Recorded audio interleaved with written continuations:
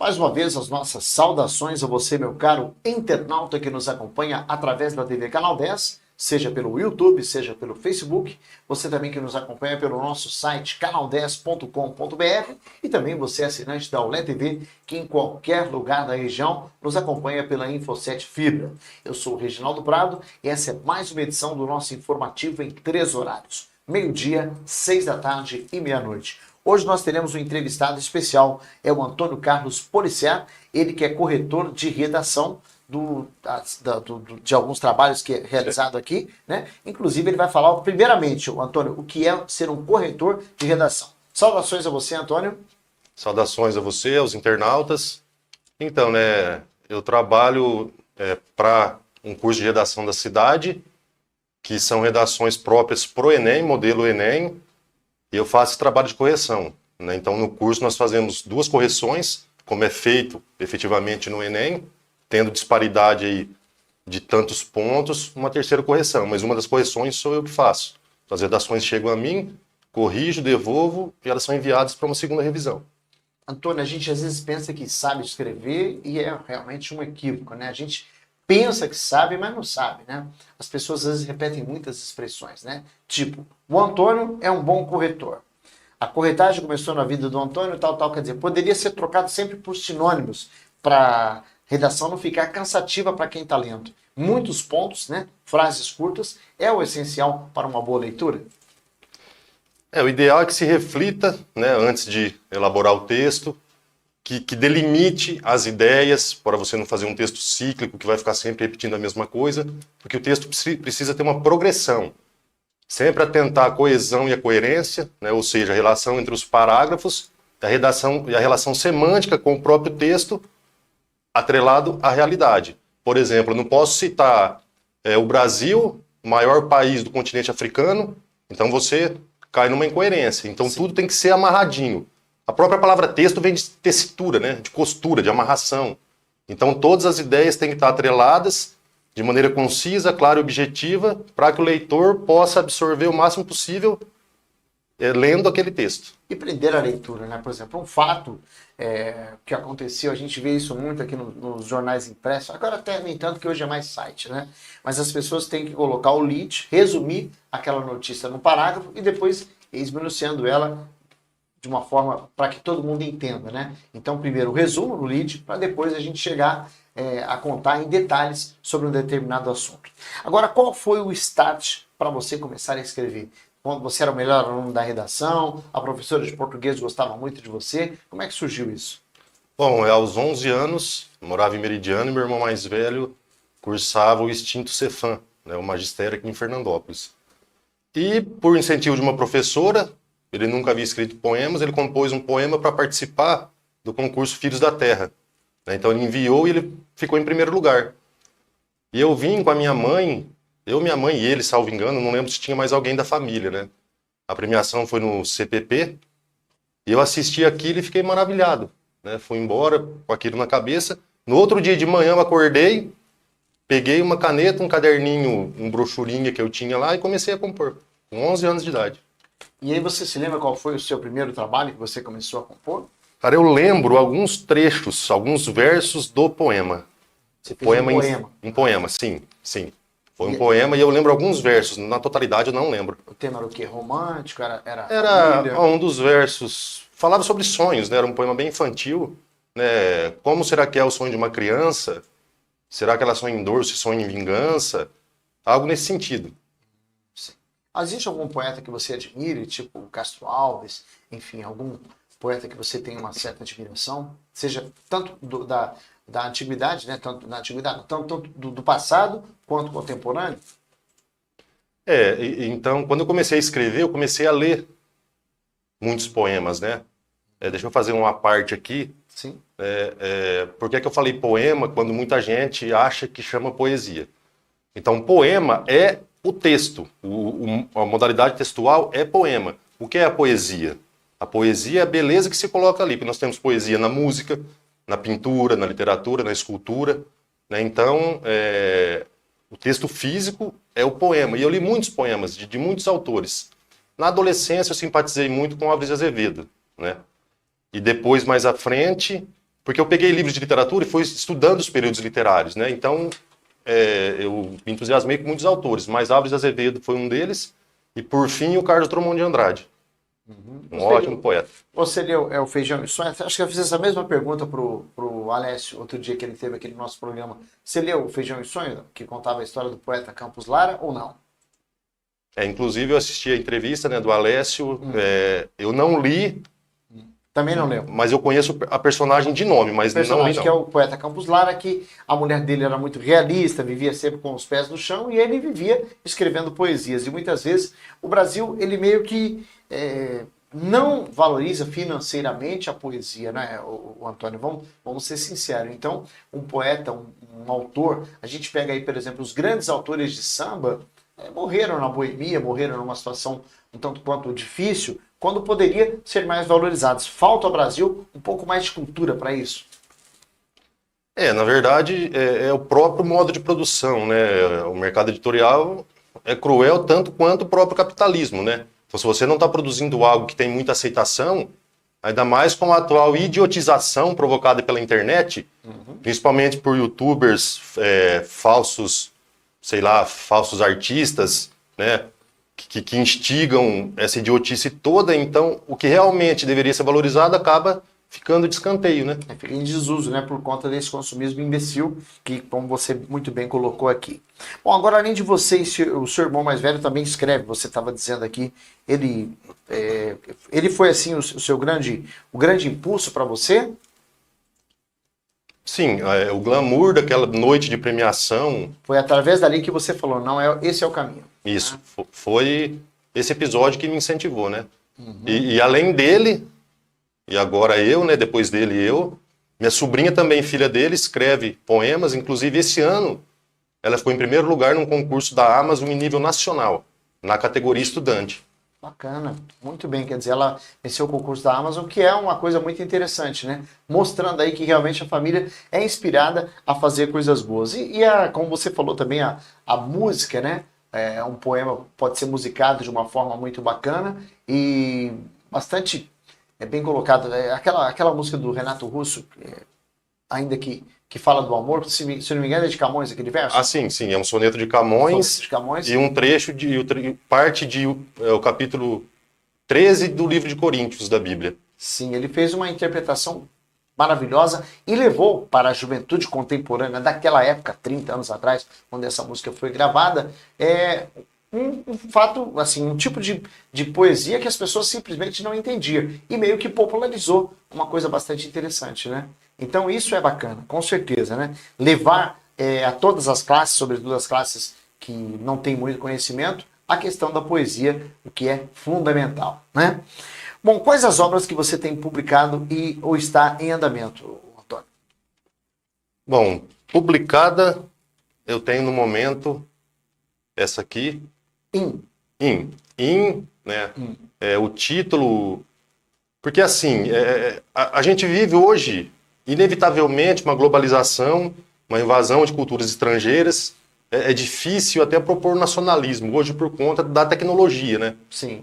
Então, o tem algumas interpretações, porque eu exploro muito a polissemia nos meus poemas. O que é a polissemia? São vários sentidos. Eu carrego o signo linguístico com o máximo de sentido possível.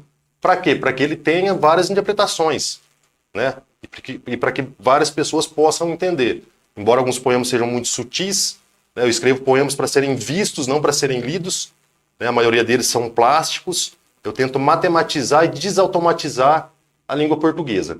Então, o se a gente pegar em inglês, uma das... Entrada. Isso, uma das... Isso, sim, entrada, e uma outra tradução seria dentro. Muito então, bem. olha a exploração do extrato gráfico. Por isso que está entre parênteses, né? O entre parênteses. Realmente falando que é dentro. E dentro do quê? No cerne do ser humano, no cerne do poema, no cerne da poesia. E no português, por exemplo, ele pode ser uma partícula de negação. Por exemplo, direto e indireto. Então ele pode negar.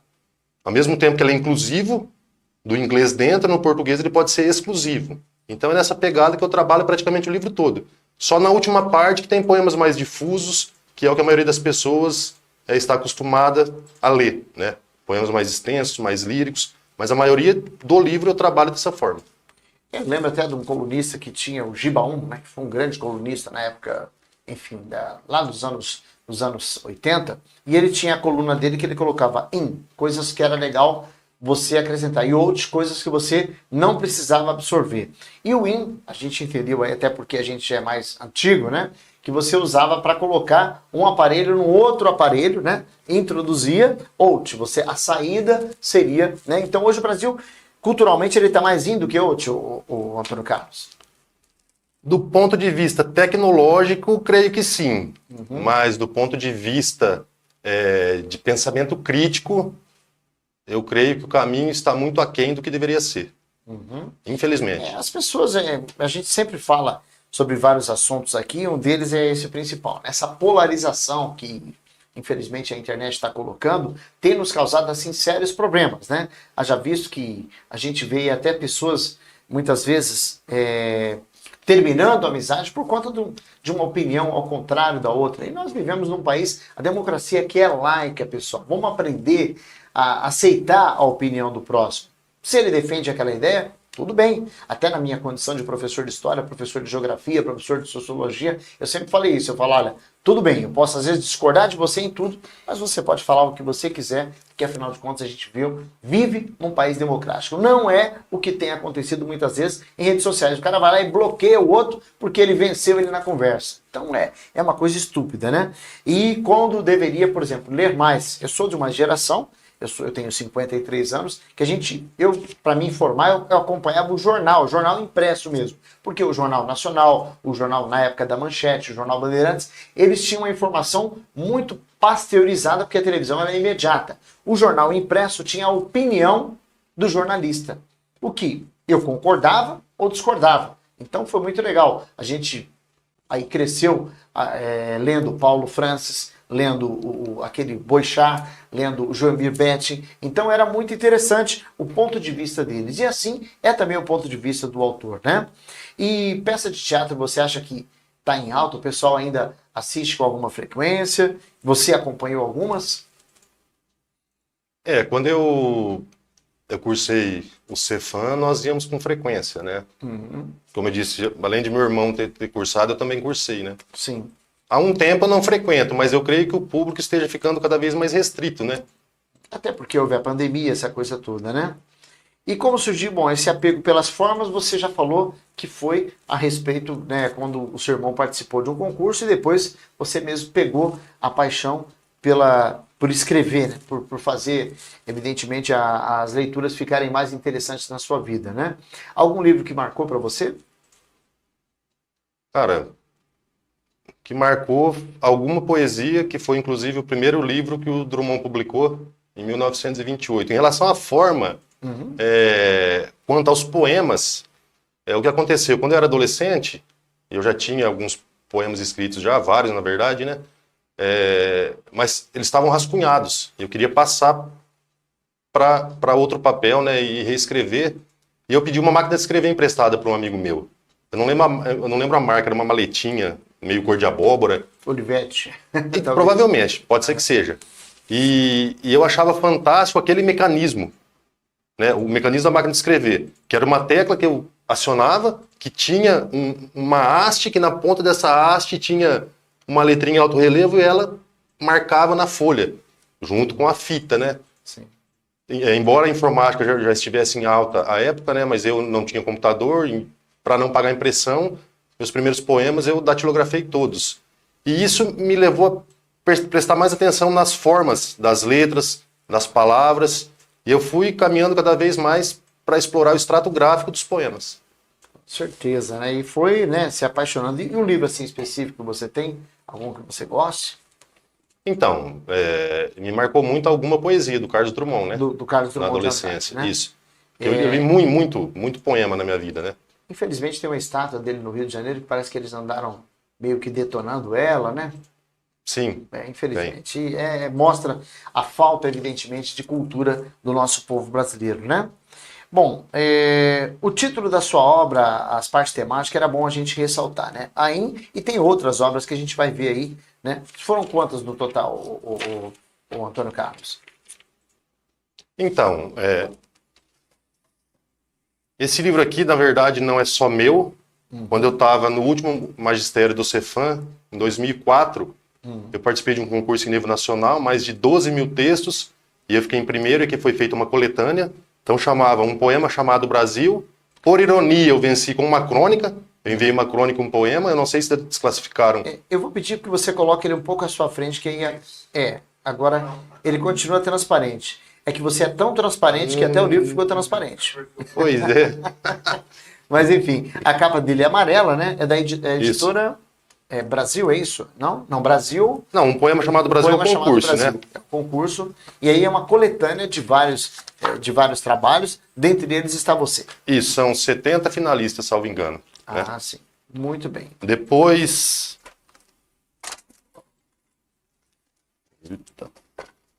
Nós estamos vendo aqui algumas obras suas, né?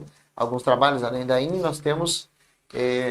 Vamos lá. Essa é uma coletânea de uma editora de Salvador, né?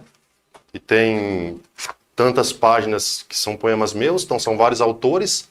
À época eu adquiri 15 exemplares, é até uma modalidade atual das editoras, né? Convidam escritores aí, digamos, anônimos para participar de antologias poéticas. E a gente adquire uma quantidade de exemplares. Desse aqui, eu tive 15, tem um comigo, dei um para minha mãe, tem um na Biblioteca Municipal de Fernandópolis, um na biblioteca da Elas, e outros dei para irmãos, para amigos. Deixam na biblioteca do JAP, porque o pessoal lá, os alunos frequentam muito. Agora eu estou dando aula lá na Joaquim Antônio Pereira, eles gostam muito de livros. Seria muito interessante. Se puder, claro. E esse aqui é o Alar. Esse livro aconteceu o seguinte, teve um período em que Fernandópolis ficou sem o concurso Filhos da Terra. Então o Robson Faria idealizou um concurso chamado Letras de Encontro, me convidou o Alessio, ele e sua esposa. Nós éramos jurados, ajudávamos ali na premiação. Foram 3 anos, e no último ano nós publicamos esse livro de poemas. Né? Eu, Alessio, tanto é que Alar, né, são as iniciais dos nossos nomes. Eu, Alessio, a Lorena e o Robson. Né? Ah, tá. Então é uma coletânea do trabalho dos 4. Dos 1, 2, 3, 4, é isso? Isso. De nós 4 que participávamos ali da comissão. Né? Bom, aí a gente está vendo todo o trabalho que você fez, um trabalho realmente muito bem feito. E você acredita em inspiração, meu caro Antônio Carlos?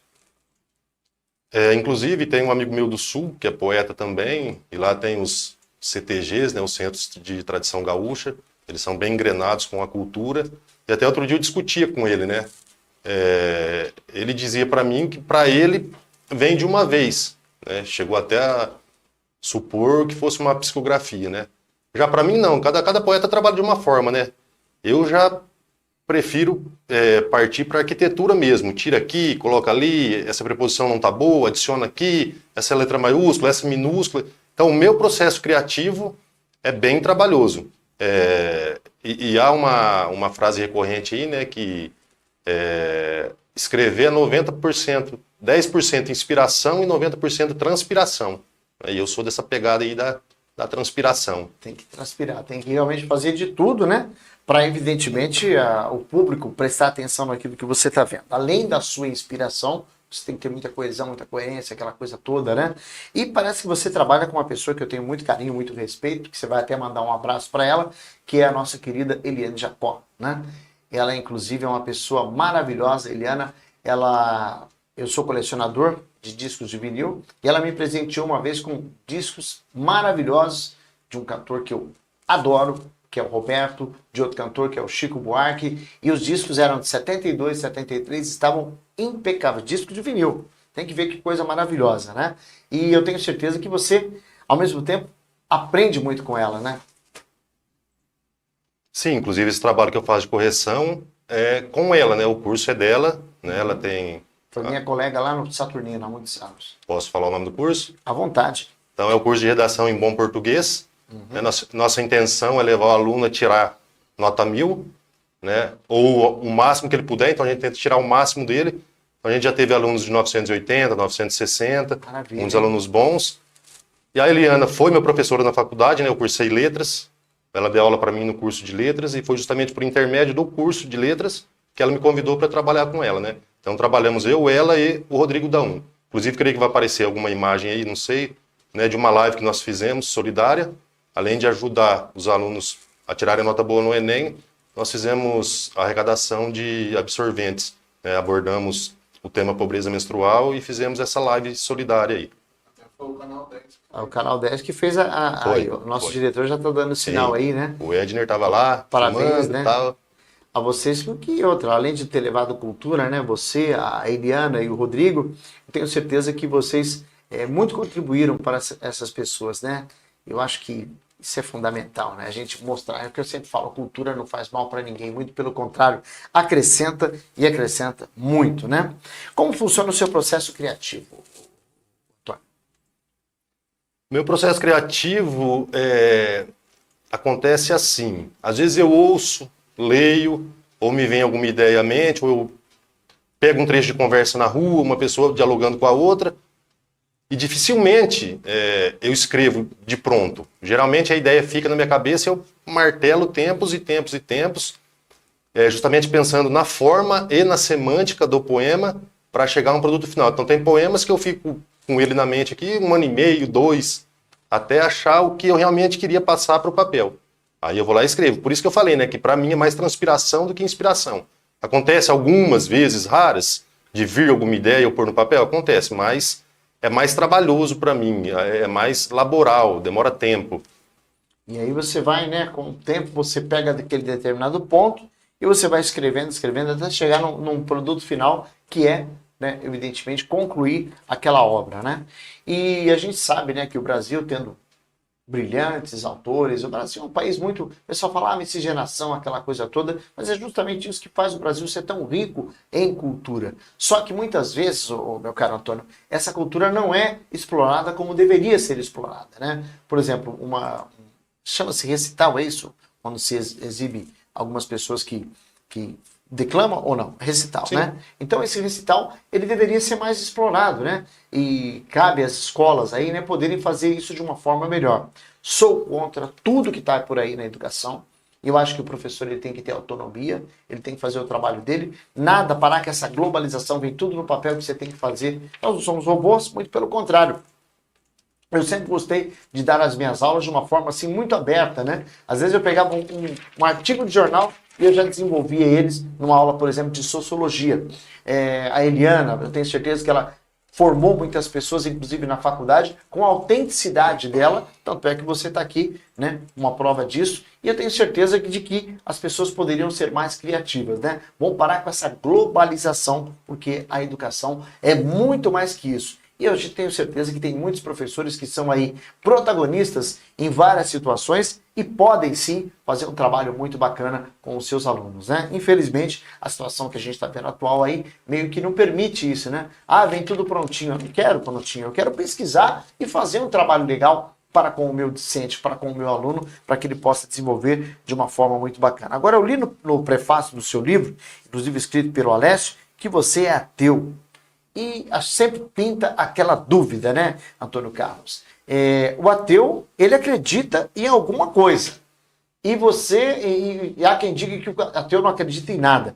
Bom, para acabar com esse blá blá blá que as pessoas sempre colocam, eu gostaria que você esclarecesse para o nosso público aqui. Primeiro, né, tem gente, né, da minha vivência ali que nem gosta que eu fale que eu seja ateu, porque eu não vejo problema nenhum. De forma alguma, nós vivemos um país democrático, né? Salvo engano, Marx, inclusive, falou que se você precisa de religião para ser bom, você não é bom, você é um cão adestrado. Né? Olha aí. E uma questão interessante é que o leigo não consegue diferenciar o que é ateísmo, o que é satanismo e o que é anticristianismo, que são termos afins, mas que na prática são totalmente diferentes. Então o ateu, tanto é que eu coloco num poema meu, né? Eu posso até falar esse poema? Claro, fica à vontade. O poema chama Hermes. E por fim, a vida é isto, isso. Nada além do que há e do que pode vir a ser. Nada. Contenta com o chão sob teus pés e com os astros em órbita. O líquido não toma senão a forma da forma em que está contido. Exatamente. Derrama a palavra no copo e embriaga do seu sema. Semente. Doces ilusões. A redoma é indestrutível. Tange o que é tangível e guarda o que não é. Abstrato, absurdo. De onde a matéria-prima? Que régua e compasso? Um sopro e a ferida aberta. Ave. Então esse poema eu tratei de maneira artística sobre essa questão, né? Que pro ateu não há personificação de bem, personificação de mal, vida após a morte, não tem assombração, não tem destino, né? E nessa panela aí a gente tem os agnósticos ainda, né? Que pensam assim, que há um Deus criador, mas não interventor. E se formos pegar a própria questão bíblica, o Deus do Antigo Testamento é totalmente diferente do Deus do Novo Testamento, né? Temos ali divisor de águas na figura de Jesus, que pro ateu realmente foi uma figura humana, benevolente, que existiu, que queria lutar contra a repressão, né? Em especial do Império Romano, para com a população menos favorecida, mas que a parte divinizada nós desconsideramos, né? Por exemplo, pensamos ser plausível que alguém roubou o corpo dele do túmulo, não que ressuscitou de corpo e alma como se acredita, né? Embora eu vi nas imagens ali que foram projetadas, eu fui da Igreja Católica, mas frequentei centro de Umbanda, frequentei centro espírita, frequentei candomblé, né, para conhecer. A gente tem que ter a mente aberta. Né? Por que é que teu Deus é melhor que o Deus do outro? Se há um Deus, ele tem que ser comum a todos, né? E há essa confusão, sim. Todo mundo acha que ateu é um cara do mal, que adora Satã, mas nada a ver isso aí. Inclusive, nós temos países, né? Quem tiver curiosidade, pesquise, que a porcentagem de ateu é de quase 100%, e, coincidentemente, países ricos, com alta qualidade de vida. Não quer dizer, é um questionador o ateu, não é uma pessoa do mal, muito pelo contrário, né?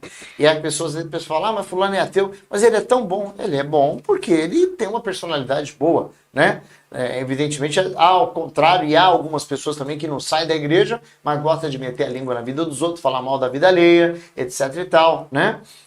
Cometem coisas erradas, a igreja muitas vezes é vista em alguns escândalos aí, então uma coisa nada tem que ver com a outra, né? Bom, depois do nosso intervalo comercial, você vai falar, o Antônio Carlos, a respeito dos poemas que você cita a Deus e Jesus de maneira positiva, né? Por quê?